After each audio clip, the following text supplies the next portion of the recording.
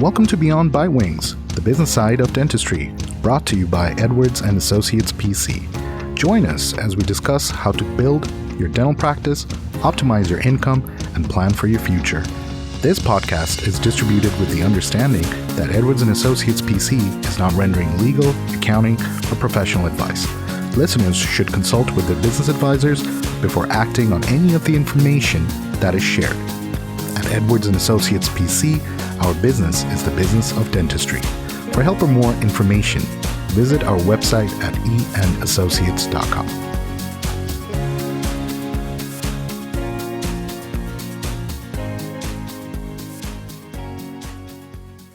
Hello and welcome to another episode of Beyond Bite Wings. My name is Ash, and in today's episode, we have a very special guest. Her name is Dr. Ruth Mannschreck. She's a dentist herself. And in today's episode, we decided why not have someone from our community share a little bit on the process of transition. I'm sure every now and then, especially for practice owners, we have certain questions that come up. And with all the information out there, it's hard to know which information may apply to you. So without further ado, Dr. Mannschreck, how are we doing today? Excellent. I'm so glad to be here with you, Ash. This is great. Thank you for inviting me. Oh, of course. The pleasure's all mine. So in today's episode, how would you like to start it off? I'd like to talk about one of the big mistakes I made in my practice. I was in private practice for 36 or 37 years, and we had a really tight little system going. It's going great. And two of my colleagues approached me about buying my practice, caught me by surprise, a little off guard, and I didn't do enough preparation when I went into the sale of my practice. And afterwards, I realized that I'd left a lot of money on the table because I wasn't prepared, because I hadn't thought about what my practice looked like to a potential buyer. I bought another practice. Second time around, it was a much different story.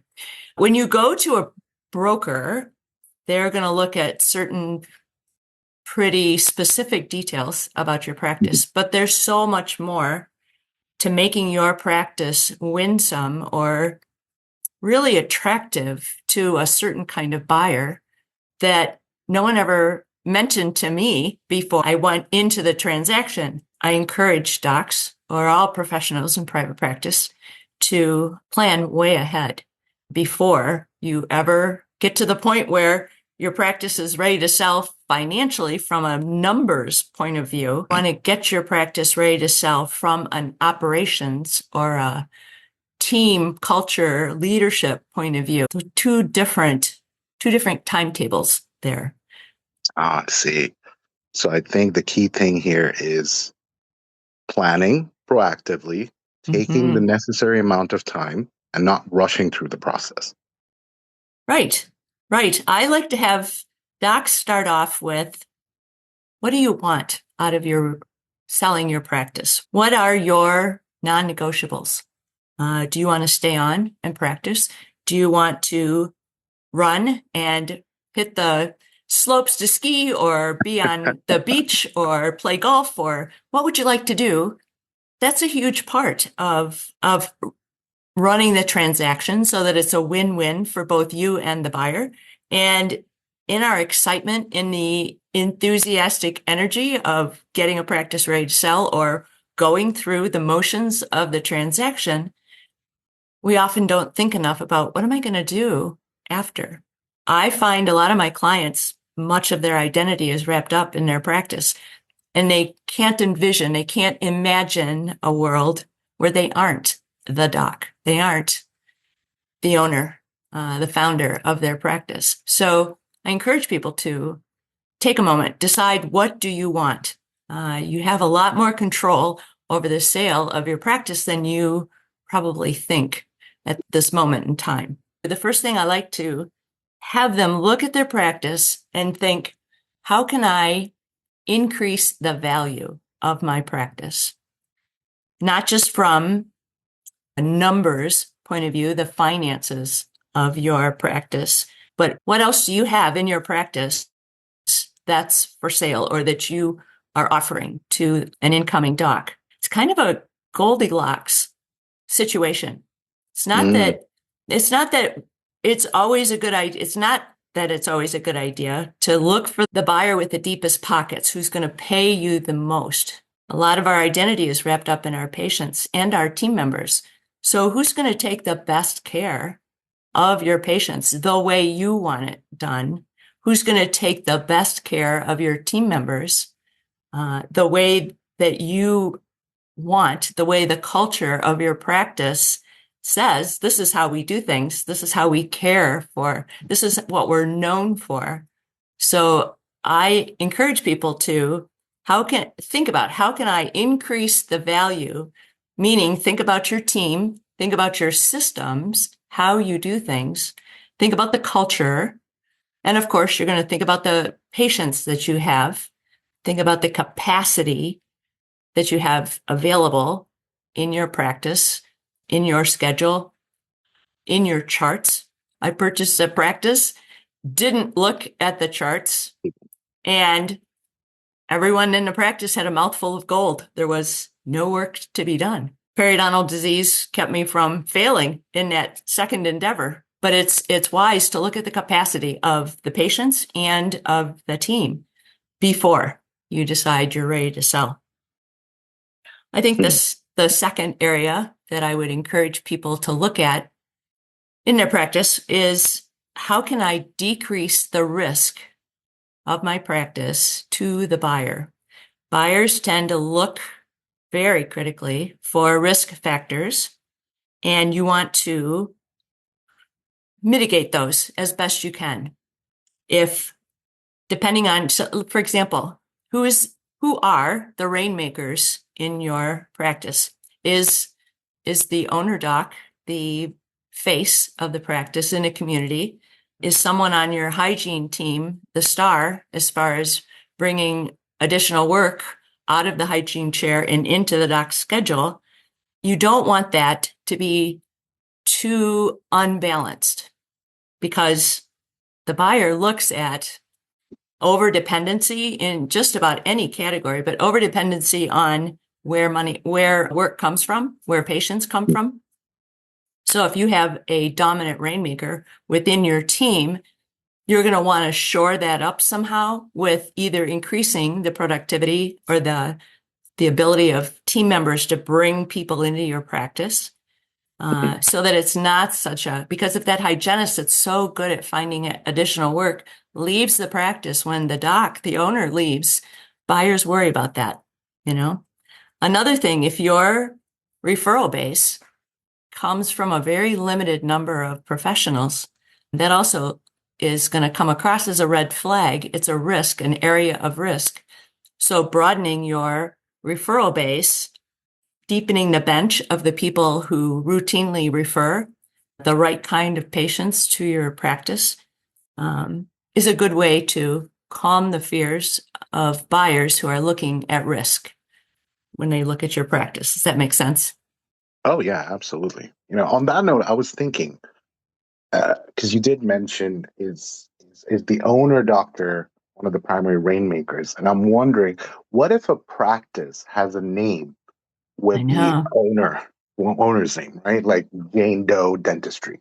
I know. Where I practiced, it was everyone. My name was on the door. There wasn't a name it wasn't a clinic. So yes, I tell students that I mentor to think about, come up with a name for your practice that doesn't involve your personal name, because a face on a brand is much harder to sell than a name of a company on a brand when you're trying to market it.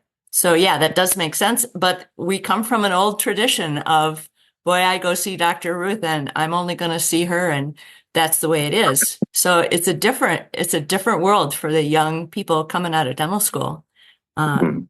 to look at that. And I think they're wise to think about coming up with a name. I don't want you to sound like a big box dental office. but a name will be much easier to promote as far as finding the right buyer. And Yeah. then regarding the culture, I'm assuming that you were talking about the fit check, especially if you've cared about your team members, you want to make sure the practice goes to someone who can continue that culture, can continue maintaining some of the systems that were already in place and be able to maintain their collections up to that level that the business is used to. Is there a way for sellers to meet the potential buyer even before the LOI is sent in? For the owner or the team? For the seller to meet the potential buyer. That's a very interesting question. And it truly depends on which broker you talk to, whether they approve or disapprove. And I feel this is where I may go against the big stream of consciousness in most industries. What I find is typical is docs will finish the transaction on Friday, get everything finished Monday morning. You walk in and the first thing you do is tell your team, I just sold the practice. I think that's the wrong way. That's backwards. What if we told our team members 10 years ahead of time, I'm going to sell this practice at some point, and I'm going to design the practice and I'm going to promote the practice with the idea that you, my team, runs such a well-oiled machine, a cash-generating machine, that whoever buys the practice is going to want to keep you on because you're part of the machine that runs without me as the owner doc. Wow. That way, I know that goes against all kinds of things, but it was, I felt irresponsible because I did that. When I sold my first practice, I did that. I told everybody Monday morning and I felt horrible. It was awful. I will never do that again. And I couldn't come up with a way to ease them into it. And finally, I just said, let's start way back 10 years before you want to sell. Get your team on board with the idea that, yes, the doc is going to take care of us. So I'm going to put my heart and soul into this practice because I know I get to stay when the practice is sold. It's a whole different. And the next step that one of my clients took this even a step further was, we want the team to have the potential owner come through the practice, interview the existing team, come on a day, watch how our process works, watch how we care for patients, have a sit down, talk to team members. And then after the potential buyer left, they had a debrief with the team, and the team scored the potential buyer about how they thought it would be to run a practice with them. Oh, that is fantastic. Isn't that Truly, wonderful? that is wonderful. That is truly utilizing the word team and actually respecting their title as a team member. We're all in it Yeah. together. Yeah. I love that idea. So sorry, that was a long story to get to the answer to your question. But yes, I do want those parties in conversation, and I want to include the team in that. It works in so many different industries, and I have seen it work in dentistry, and I think it's fabulous. It's a whole different outlook, and you have to talk a broker into doing it. But I just think it's a fabulous way to respect your team and to, I was talking about decreasing risk. This is a huge way What? to decrease risk for your buyer. Oh, yeah, I could easily see that. I mean, if you can tell the potential buyer that my team already knows, in Yep. fact, they're open for you to come in and talk to them, I mean, that would be a big green flag for me. That's been a huge thing for me. And I know only one of the brokers I love my brokers. I work with a bunch of brokers. Only one of them actually embraces that idea. And I understand confidentiality is such a huge piece of selling, but I just want people to think a little differently. It's outside the box. Just say, I don't have to do it this way. I can respect my team. Now, means you have to have a pretty on the ball team. to pull that off. So we went through two things that you want to increase the value, you want to decrease your risk. The third thing I want people to look at is, what is your competitive advantage? Dentistry to our patients, or to patients who don't have a dental office at the moment, dentistry looks like a commodity. And we don't want that. We want the flavor of our practice. We want the culture, our team, to be distinctive and represent something that patients value. I know as a doc, we set up our culture based around our core values that are important to us, the doc, and our team. And I ask my clients to add, when you're thinking competitive advantage, add to that, how are you solving the needs, the wants, the fears of your outside audience, so to speak, people who aren't your patients yet? That competitive advantage goes a long way in the world of selling. Otherwise, you're a commodity. You're something, especially if you're a solo or a small group in private practice, you're a commodity to be scooped up by a big box and added to their, and that goes against everything. If you're in a small private practice by choice, that's not where you want to send your patients after you're gone. That's right. It's not a good match of culture or design. Business model is different. It's a whole different piece. So again, you get to be Goldilocks. When you have a practice to sell, you want to make sure that buyer matches what your intent is for caring for your patients moving forward. So I call that competitive advantage. We don't always think of that in dentistry, but we should. We spend so much time building our reputation. That's what competitive advantage is, in part. Now, it's so wonderful to get a perspective from a dentist, because as soon as I heard the word competitive advantage, here I am, probably because of my profession, I was thinking of numbers. Like, how can a practice have some competitive advantage? Like, are you offering employee benefit packages to your employees to lower the turnover compared to maybe the other competitors, or the location itself? Right. Like, in an urban area or a rural area, how close are you competitors? Are you a general practitioner, a dentist, or a specialist? But patient, not once did that come to my mind. Yeah. But you have to have a reason for your practice to look different than anybody else's from an emotional point of view.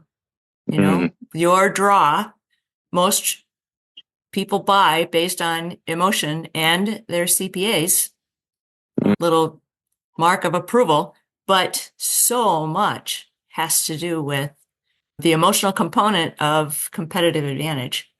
And I think that's very important. If you don't want to leave either your patients or your team in the dust after the transaction. So that's something that I did not care for before I sold my first practice. So it's just messy, you know, and I've had brokers say, but every sale is messy. It just is. And I think I want to think about, how can I not let it be so messy? How can I care for more of the loose ends before the transaction, and do it with my team so that they appreciate the fact that I am considering all the involved parties, because in my mind, your team is a huge piece of the involved parties in a transaction like that.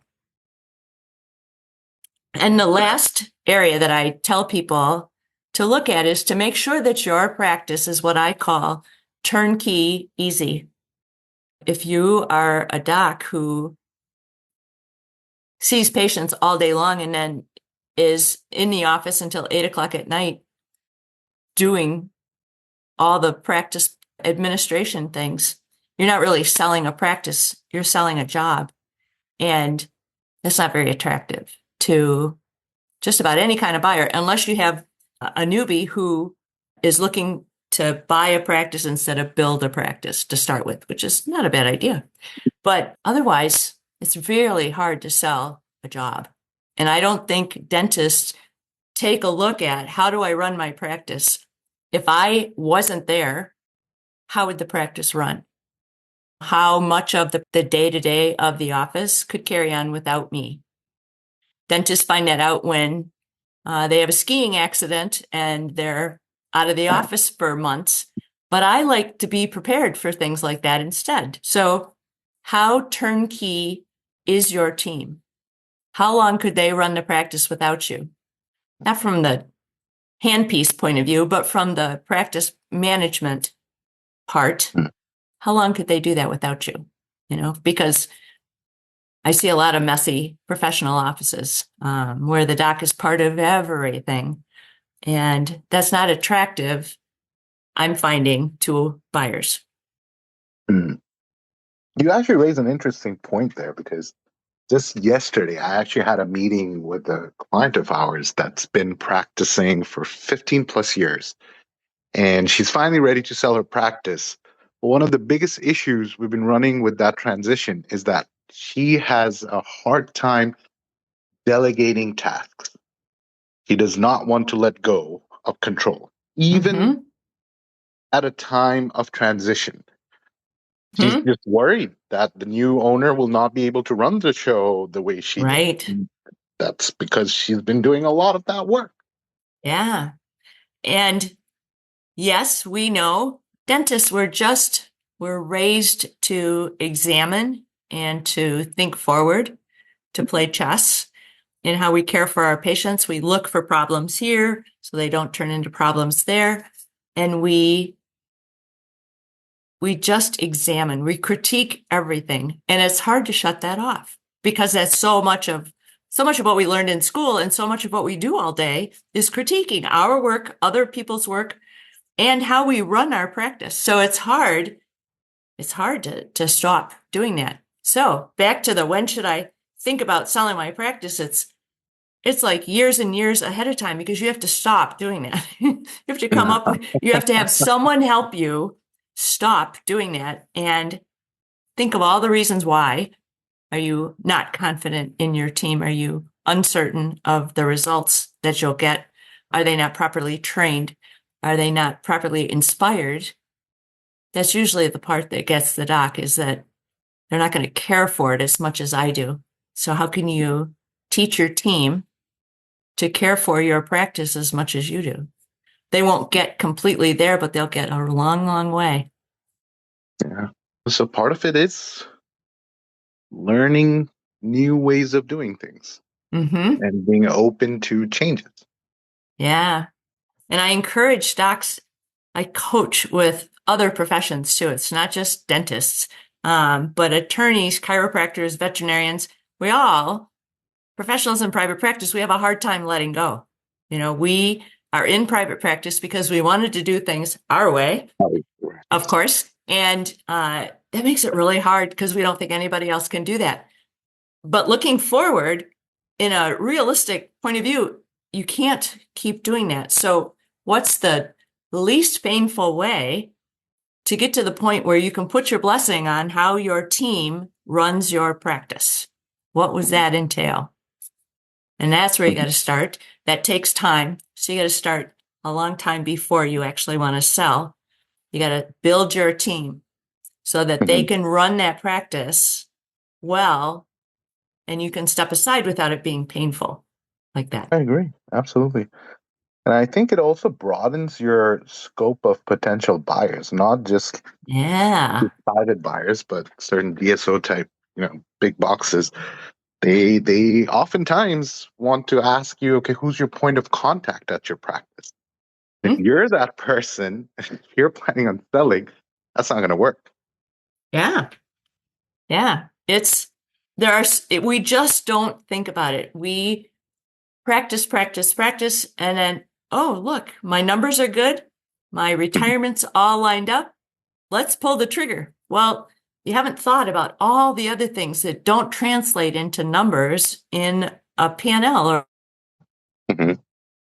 a balance sheet. I encourage people, start today to look at your team, to look at your systems, look at your culture, and look at the way you lead your team. These are all reasons why we should have another conversation about how to run a practice that doesn't require you, the doc, for all that stuff.